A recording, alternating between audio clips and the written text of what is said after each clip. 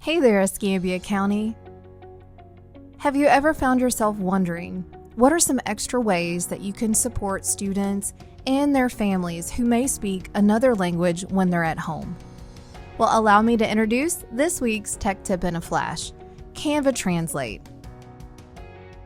It's going to allow you to seamlessly translate designs and documents that you may already have in Canva, or create new designs and documents that you can translate into any language. Let me show you how. First, choose your design. For my example, I have a list of August reminders. Next, you're going to come to your sidebar menu and click on Apps. Look for More from Canva and scroll until you see Translate. Once you click that option, you're going to see this screen.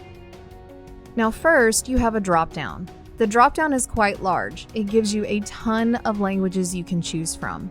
If you already know what language you need, I would suggest filtering by typing that selection into the box. For my example, I'm choosing Spanish.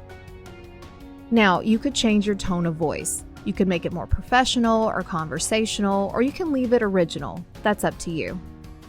You also have another option to either select text from that page, so something specific you want to translate, or you can translate the entire page. Once you've made your choices, all you have to do is go to that purple Translate button and click.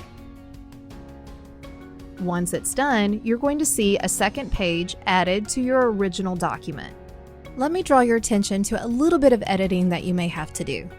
Now, your original looked like this. When you translated it to Spanish, this part is a little bit longer, but fixing it is so simple in Canva.